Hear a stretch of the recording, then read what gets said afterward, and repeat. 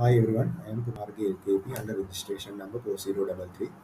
We are presenting a summary and technical analysis of a research paper titled T-leaf disease detection using deep learning based convolution neural networks. Let me see the authors. This authored by Soumya Srivastav, Kalpana Guleria and Shalun Sharma from Chitkara University, India. This work was presented at the 2023 IEEE World Conference on Applied Intelligence and Computing.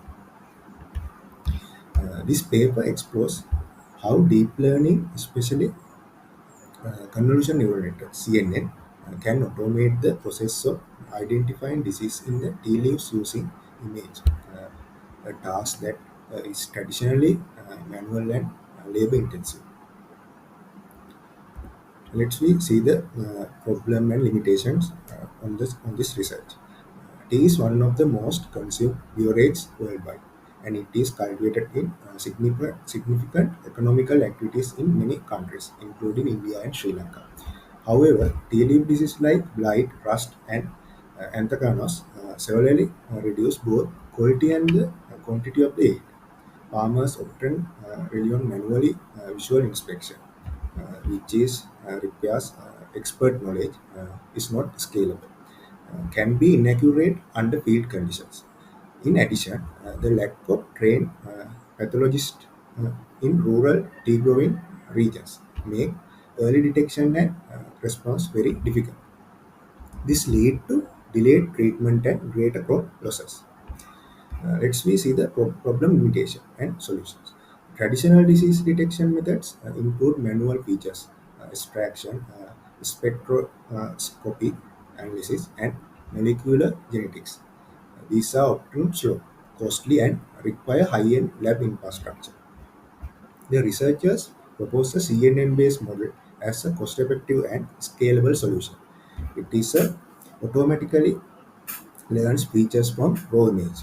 It eliminates the need for expensive tools or domain expertise. It performs high accuracy classification of infected versus healthy leaves. CNN have already proven effective in fields like handwritten recognition, object detection, and medical imaging. This paper adapts CNN for the tea leaf disease detection using a carefully prepared image dataset. Thank you, SL. My name is Sandoval IMK under the registration number 4190. This is the methodology they use in their project. First, the data collection, then the pre-processing part, and then the augmentation part. Let's look into the data collection part. The model was trained on a dataset of 7,905 D-leaves images divided into two classes as named as infected leaves and non-infected leaves. All images were resized to a standard dimension of 256 by 256 pixel for consistent input into the CNN model. Images were sourced from existing open source access datasets, likely collected under varied environmental conditions to help the model generalize better. The image labeling was binary as it used infected or non-infected, making this a binary classification task. Now let's look into the pre-processing part.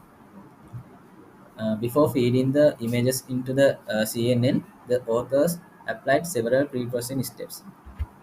Uh, First one is noise removal. It removes random background artifacts. Another one is background isolation. It ensures that the leaf is the focus. Another one is standardized resolution. It converts all images to 256 by 256 pixels. Another one is ROI isolation. It crops or masks irrelevant areas so the model focused on the disease section. These precaution steps significantly reduce training time and improve model performance by helping the network learn more relevant features. Now let's look into the augmentation part. To address this issue of overfitting and improve robustness, the authors perform data augmentation, including image rotation, uh, horizontal and vertical flipping, and scaling. This augmentation increases the effective size of the dataset and helps the model generalize well to new and unseen data, which is crucial for real-world deployment in tea plantation. Thank you. Next, I will hand over the presentation to continue to Hashin. Thank you, Sandamal. I am Fernando RHS under the registration number 3928. Let's see how the model architecture is going.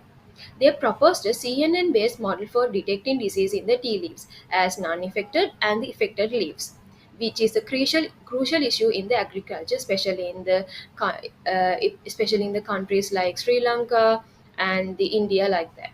Let's see how the architecture of the CNN model used. They used convolution layers to extract spatial features from the input images. These layers detect patterns such as textures, edges, shapes, which are the crucial for the identifying the diseases symptoms in the leaves. And for the activation they use ReLU activation function for each convolution, which is now introduce non-linearity into the model, enabling it to learn more complex patterns in the data. And the next layer is the pooling layers. They use max pooling here to reduce the dimensionality of the feature maps while the retaining essential features. Actually, this is not to speed up the training but also the reduce the overfitting of the model. And they use fully connected layers to interpret the high level features extracted from the previous layers and make final predictions. Finally, softmax activation function is applied in the output layer to classify each images as a uh, infected or a non-infected leaf with the probability scores. This combination of layers create a robust pipeline that can process raw image data, output meaningful classification. Making CNN is highly recommended for the suitable for the plant disease detection tasks. Let's move on to the next slide. In this slide, we're talking about the training configuration. As we mentioned earlier, they used as the dataset comprises 7,905 images of tea leaves. Each image was resized to standard size, which is 256 into 256 pixels, which ensure the computationally efficiency and consistency during the training. And also the data set was divided as the common approach 80 to 20 split, 80 for the training and the 20 for the testing, and also the 10% for the validation. This split ensures that model can generalize well for the unseen data. And the model was training using the Adam optimizer, which adjusts the learning rates dynamically, and it's especially effective for the image based models. And also the Adam optimizer outperformed other optimizers like SGD, achieving the highest accuracy of 84% while keeping the lowest error rate as 16%.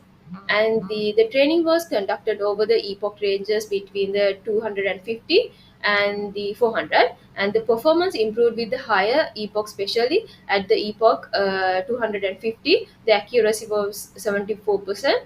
At the epoch 400 the model achieved its better performance of 84%. And the primary activation function, as I mentioned before earlier, ReLU activation function they used because its simplicity and the ability to avoid vanishing gradient problem, and which is common in the deep networks. Thank you. Uh, I would like to hand over my presentation to the Darsha. Thank you, Hashini. I am Rajapagar PDM under registration number 4135.